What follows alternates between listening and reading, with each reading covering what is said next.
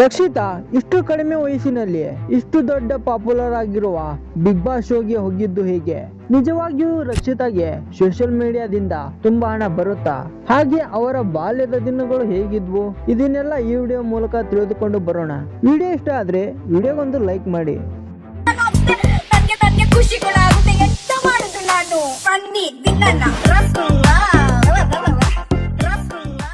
ರಕ್ಷಿತಾರವರು ಹುಟ್ಟಿದ್ದು ಪಡುಬಿದ್ರೆಯಲ್ಲಿ, ಆದರೆ ಬೆಳೆದಿದ್ದೆಲ್ಲ ಮಹಾರಾಷ್ಟ್ರದಲ್ಲಿ. ಉಡುಪಿ ಜಿಲ್ಲೆಯ ಪಡುಬಿದ್ರೆಯಲ್ಲಿ ಜನಿಸಿದ ಇವರು ತಂದೆ ರವೀಂದ್ರ ಶೆಟ್ಟಿ, ತಾಯಿ ಹರಣಿ ಶೆಟ್ಟಿ. ಈ ದಂಪತಿಯ ಇಬ್ಬರು ಮಕ್ಕಳಲ್ಲಿ ಮೊದಲನೆಯವಳು ಈ ರಕ್ಷಿತಾ ಶೆಟ್ಟಿ.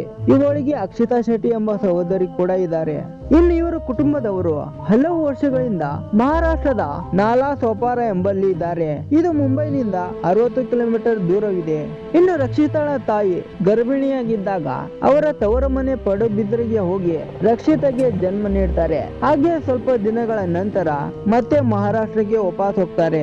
ಇನ್ನು ರಕ್ಷಿತಾಳ ತಂದೆ ಮಹಾರಾಷ್ಟ್ರದ ನಾಲಾ ಸೋಪಾರದಲ್ಲಿ ಎಲೆ ಅಡಿಕೆ ಪಾನ್ ಶಾಪ್ ಇಟ್ಟುಕೊಂಡಿದ್ದರು. ಬೆಳಿಗ್ಗೆ ಆಗುವಷ್ಟರಲ್ಲಿ ಅಂಗಡಿಗೆ ಹೋಗಿ ರಾತ್ರಿ 10 ಗಂಟೆ ಅಥವಾ 11 ಗಂಟೆವರೆಗೂ ಮನೆಗೆ ಬರ್ತಾ ಇರ್ಲಿಲ್ಲ. ಇವರದ್ದು ಸಹ ಮಧ್ಯಮ ವರ್ಗದ ಕುಟುಂಬ. ಹಾಗೆ ಇವರದ್ದು ಭಟ್ ಸಮುದಾಯ. ಮನೆಯಲ್ಲಿ ತುಳು ಭಾಷೆ ಮಾತನಾಡ್ತಾರೆ. ಇನ್ನು ರಕ್ಷಿತಾಗೆ ಓದಿನ ಬಗ್ಗೆ ಅಷ್ಟೊಂದು ಆಸಕ್ತಿ ಇರೋದಿಲ್ಲ, ಆದ್ರೆ ಸ್ಪೋರ್ಟ್ಸ್, ಡ್ಯಾನ್ಸ್ ಇದರಲ್ಲಿ ತುಂಬಾ ಆಸಕ್ತಿ ಇತ್ತು. ಆದ್ರೆ ಮನೆಯಲ್ಲಿ ಸ್ಪೋರ್ಟ್ಸ್ ಗಳಿಗೆ ಸಪೋರ್ಟ್ ನೀಡ್ತಾ ಇರ್ಲಿಲ್ಲ. ರಕ್ಷಿತಾ ಶೆಟ್ಟಿ ನಾಲಾ ಸೋಪಾದ ಸೆಟ್ ಅಲೋಸಿಯಸ್ ಹೈಸ್ಕೂಲ್ ನಲ್ಲಿ ಆರಂಭಿಕ ಶಿಕ್ಷಣವನ್ನ ಪಡಿತಾರೆ. ರಕ್ಷಿತಾ ಅವರು ನೋಡೋದಕ್ಕೇನೋ ಚಿಕ್ಕವಳಾಗಿ ಇರೋದ್ರಿಂದ ಶಾಲೆಯಲ್ಲಿ ಎಲ್ಲರೂ ಚಿಟ್ಟಿ ಅಂತ ಕರಿತಾ ಇದ್ರು. ಆದ್ರೆ ರಕ್ಷಿತಾರವರು ಓದಿನ ಬಗ್ಗೆ ಅಷ್ಟೊಂದು ಆಸಕ್ತಿ ತೋರಿಸ್ತಾ ಇರ್ಲಿಲ್ಲ. ಡ್ಯಾನ್ಸ್ ಮತ್ತೆ ಕ್ರೀಡೆಯಲ್ಲಿ ತುಂಬಾ ಆಸಕ್ತಿ ಇತ್ತು. ಕ್ರೀಡೆಯಲ್ಲಿ ರನ್ನಿಂಗ್ ರೇಸ್ ಅಂದ್ರೆ ತುಂಬಾ ಇಷ್ಟ. ಕ್ರೀಡೆಯಲ್ಲಿ ಮುಂದಿದ್ದ ರಕ್ಷಿತಾರವರಿಗೆ ಪೋಷಕರಿಂದ ಯಾವುದೇ ಸಪೋರ್ಟ್ ಇರ್ಲಿಲ್ಲ. ನೀನು ಬರೀ ಓದಿನ ಕಡೆ ಗಮನ ಕೊಡು, ಈ ಡ್ಯಾನ್ಸ್ ಸ್ಪೋರ್ಟ್ಸ್ ಗಳು ಬೇಡ ಅಂತ ಹೇಳ್ತಾ ಇದ್ರು. ಆದ್ರೆ ಯಾರೇ ಏನೇ ಹೇಳಿದ್ರು ರಕ್ಷಿತಾ ತನ್ನ ಪ್ಯಾಷನ್ ಅನ್ನ ಬಿಟ್ಕೊಡಲಿಲ್ಲ. ತನ್ನ ತಾಯಿಗೆ ಗೊತ್ತಿರದ ಹಾಗೆ ಸ್ಪೋರ್ಟ್ಸ್ ಗ್ರೌಂಡ್ ಗೆ ಹೋಗಿ ಪ್ರಾಕ್ಟೀಸ್ ಮಾಡ್ತಾ ಇದ್ರು. ಮನೆಯಲ್ಲಿ ಸುಳ್ಳು ಹೇಳಿ ರನ್ನಿಂಗ್ ರೇಸ್ ಗೆ ಭಾಗವಹಿಸ್ತಿದ್ರು. ಕೆಲವೊಮ್ಮೆ ಸ್ಪೋರ್ಟ್ಸ್ ಮೀಟಿಂಗ್ ಇದ್ದಾಗ ಇವರೇ ನನ್ನ ಪೋಷಕರು ಅಂತ ಹೇಳಿ ತನ್ನ ಸ್ನೇಹಿತೆಯರ ಪೋಷಕರನ್ನ ಕರೆದುಕೊಂಡು ಹೋಗಿದ್ದು ಇದೆ. ಆದ್ರೆ ನನ್ನ ತಂದೆ ತಾಯಿ ನನಗೆ ಯಾಕೆ ಸಪೋರ್ಟ್ ಮಾಡ್ತಾ ಇಲ್ಲ ಅಂತ ಹೇಳಿ ಕೆಲವೊಮ್ಮೆ ರಕ್ಷಿತಾರವರು ಕಣ್ಣೀರ್ ಕೂಡ ಹಾಕಿದ್ದುಂಟು. ಇವರ ಬಳಿ ಸ್ಪೋರ್ಟ್ಸ್ ಗೆ ಸಂಬಂಧಿಸಿದ ಹಲವಾರು ಮೆಡಲ್, ಪ್ರಶಸ್ತಿಗಳು ಕೂಡ ಇದಾವೆ. ಇನ್ನು ರಕ್ಷಿತಾರವರು ವರ್ಷಕ್ಕೆ ಒಮ್ಮೆ ರಜೆ ಇದ್ದಾಗ ಊರಿಗೆ ಬರ್ತಾ ಇದ್ರು. ಆದ್ರೆ ಮತ್ತೆ ಮಹಾರಾಷ್ಟ್ರಕ್ಕೆ ಹೋಗೋಕೆ ಮನಸ್ಸಿರ್ಲಿಲ್ಲ. ಸಿಟಿ ಲೈಫ್ಗಿಂತ ಹಳ್ಳಿ ಲೈಫೇ ಇಷ್ಟ ಆಗ್ತಾ ಇತ್ತಂತೆ. ಇನ್ನು ಸ್ಪೋರ್ಟ್ಸ್ ಕೋಟಾದಲ್ಲಿ PUC ಸೀಟ್ ಸಿಗುತ್ತೆ, ಅಲ್ಲಿಯೇ ಪಾರ್ಟ್ ಟೈಮ್ ಕೆಲಸ ಕೂಡ ಮಾಡ್ತಾರೆ. ಹೌದು, ಆದ್ರೆ ರಕ್ಷಿತಾಗೆ ಓದೋ ಕಡೆ ಗಮನ ಕಡಿಮೆ ಇತ್ತು. ಆದ್ರೂ ಸ್ಪೋರ್ಟ್ಸ್ ಕೋಟಾ ಮೂಲಕ ಸೀಟ್ ಸಿಕ್ಕಿತ್ತು. ಇದರ ಜೊತೆಗೇನೆ ಪಾರ್ಟ್ ಟೈಮ್ ಜಾಬ್ ಆಗಿ ಫಾಸ್ಟ್ಯಾಗ್ ನ ಕಾಲ್ ಸೆಂಟರ್ ನಲ್ಲಿ ಕೆಲಸಕ್ಕೆ ಸೇರುವಾಗ ತಮಗೆ ಕನ್ನಡ ಬರದಿದ್ದರೂ ಕನ್ನಡ ಬರುತ್ತೆ ಅಂತ ಹೇಳಿ ಕೆಲಸಕ್ಕೆ ಸೇರಿಕೊಳ್ತಾರೆ. ಹಾಗೆ ಕೆಲಸ ಮಾಡುವಾಗ ಕನ್ನಡದವರಿಂದಲೂ ರಕ್ಷಿತಾಗೆ ಕಾಲ್ ಬರ್ತಾ ಇತ್ತು.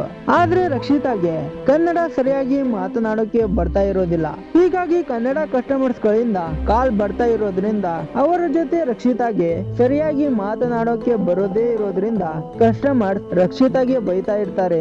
ಆದ್ರೆ ರಕ್ಷಿತಾಗೆ ನಾನು ಅನ್ಯಾಯದ ವಿರುದ್ಧ ಹೋರಾಡುವ ಕೆಲಸ ಮಾಡುವ ಆಸೆ ಇತ್ತು. ಆಗ ಅವರಿಗೆ 2 ಆಯ್ಕೆಗಳು ಇದ್ವು. First one lawyer, second one news reporter ಆಗ್ಬೇಕು ಅನ್ನೋದು.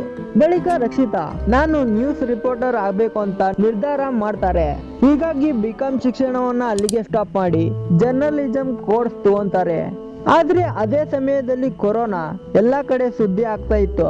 ಹೀಗಾಗಿ ಪಡುಬಿದ್ರೆಯ ಮನೆಯಿಂದ ಉಚ್ಚೇಲದ ಅಮ್ಮನ ಮನೆಗೆ ಓಡಾಡುತ್ತಾ 2 ತಿಂಗಳು ಎಂಜಾಯ್ ಮಾಡ್ತಾರೆ. ಹಳ್ಳಿಯ ಸೊಗಡನ್ನ ಸವಿಯುತ್ತಾ ಎಂಜಾಯ್ ಮಾಡ್ತಾ ಇದ್ದ ರಕ್ಷಿತಾ ಕಾಲೇಜ್ ವಿಚಾರಕ್ಕಾಗಿ ಮತ್ತೆ ಮಹಾರಾಷ್ಟ್ರಕ್ಕೆ ಹೋಗ್ತಾರೆ. ಕೋವಿಡ್ ನಲ್ಲಿ ಮಹಾರಾಷ್ಟ್ರಕ್ಕೆ ಹೋದ ರಕ್ಷಿತಾಗೆ ಒಂದು ರೀತಿ ಕಟ್ಟಿ ಹಾಕಿದಂತಾಯ್ತು. ಈ ಕಡೆ ಹೊರಗೂ ಬರೋ ಹಾಗಿಲ್ಲ, ಮನೆಯಲ್ಲಿ ಇರೋಕೆ ಆಗ್ತಾ ಇರೋದಿಲ್ಲ. ಪಡುಬಿದ್ರೆಯ ಹಳ್ಳಿಯಲ್ಲಿ ಇದ್ದ ನೆನಪುಗಳು ರಕ್ಷಿತಾಗೆ ಕಾಡೋದಕ್ಕೆ ಶುರುವಾಗುತ್ತೆ. ಇದರ ನೆನಪಿನಲ್ಲಿ ಮನೆಯ ಟೆರೆಸ್ ಮೇಲೆ ಕೂತು ಒಂದು ವಿಡಿಯೋ ಮಾಡ್ತಾರೆ. ಆ ವಿಡಿಯೋದಲ್ಲಿ ತಾವು ಹಿಂದೆ ಕಳೆದ ಹಳ್ಳಿಯ ಸೊಗಡು ಹೇಗಿತ್ತು ಅನ್ನೋದನ್ನ ಆ ವಿಡಿಯೋ ಮೂಲಕ ಜನಗಳಿಗೆ ತಿಳಿಸ್ತಾರೆ. ಅದೇ ಅವರ ಮೊಟ್ಟ ಮೊದಲ ವಿಡಿಯೋ. ಆದ್ರೆ ಸ್ಟಾರ್ಟಿಂಗ್ ದಿನಗಳಲ್ಲಿ ಹೆಚ್ಚು ವ್ಯೂಸ್ ಬರಲ್ಲ. ಆದ್ರೂ ರಕ್ಷಿತಾ ವಿಡಿಯೋ ಮಾಡೋದನ್ನ ಮಾತ್ರ ಬಿಡಲಿಲ್ಲ. ಹಾಗೆ ವಿಡಿಯೋ ಮಾಡ್ತಾ ಅಪ್ಲೋಡ್ ಮಾಡ್ತಾ ಹಾಗೆ ಒಂದೊಂದೇ ವಿಡಿಯೋಗಳು ನಿಧಾನಕ್ಕೆ ವ್ಯೂಸ್ ಪಡಿತಾ ಹೋಗುತ್ತೆ. ಅಲ್ಲಿಂದ ಇವರು ಹಿಂದೆ ನೋಡಲೇ ಇಲ್ಲ. ನಂತರ ಪ್ರಸಿದ್ಧ ತೆಳು ಯೂಟ್ಯೂಬರ್ ಆಗಿ ಗುರುತಿಸಿಕೊಳ್ತಾರೆ. ಅದರ ಜೊತೆಗೇನೆ ಸೋಷಿಯಲ್ ಮೀಡಿಯಾದಲ್ಲಿ ಕೂಡ ಇವರು ತುಂಬಾನೇ ಟ್ರೋಲ್ ಆಗ್ತಾರೆ. ಯಾಕೆಂದ್ರೆ ಹಲವು ಬಾರಿ ವಿಡಿಯೋ ಮಾಡುವಾಗ ತಮಗೆ ಏನೇನ್ ಅನ್ಸುತ್ತೋ ಅದನ್ನ ನೇರವಾಗಿ ಕ್ಯಾಮ್ರಾ ಮುಂದೆ ಹೇಳ್ತಾರೆ. ಆ ವಿಡಿಯೋವನ್ನ ಎಡಿಟ್ ಕೂಡ ಮಾಡದೆ ಅದ್ ಹೇಗೆ ಇದೆಯೋ ಅದೇ ರೀತಿ ಸೋಷಿಯಲ್ ಮೀಡಿಯಾ ಖಾತೆಯಲ್ಲಿ ಅಪ್ಲೋಡ್ ಮಾಡಿ ಬಿಡ್ತಾ ಇದ್ರು. ಒಮ್ಮೆ ಆಟೋ ಡ್ರೈವರ್ ಜೊತೆಗೆ ಕನ್ನಡ ಭಾಷೆ ಮತ್ತೆ ತುಳು ಭಾಷೆಯ ವಿಚಾರಕ್ಕೆ ಜಗಳ ಮಾಡಿಕೊಂಡಿದ್ರು. ಹಾಗೆ ಇನ್ನೊಂದು ವಿಡಿಯೋದಲ್ಲಿ ಕೆಟ್ಟ ಶಬ್ದ ಮಾತಾಡೋದ್ರಿಂದ ಜನಗಳ ಟೀಕೆಗೆ ಒಳಗಾಗಿದ್ದರು. ಎಡಿಟಿಂಗ್ ಮಾಡದೇ ಇರೋದ್ರಿಂದ ವಿಡಿಯೋದಲ್ಲಿ ಸಾಕಷ್ಟು ಟೇಕ್ ಹಾಗೆ ಇರ್ತಾ ಇದ್ವು. ಇದರಿಂದ ಸಾಕಷ್ಟು ಜನ ಇವರನ್ನ ಟ್ರೋಲ್ ಕೂಡ ಮಾಡ್ತಾರೆ. ಹಾಗೆ ಇವರು ತುಳು ಭಾಷೆಯ ಒಂದಿಷ್ಟು ಸಿನಿಮಾಗಳಲ್ಲಿ ಕೂಡ ಇವರು ಕಾಣಿಸಿಕೊಂಡಿದ್ದಾರೆ.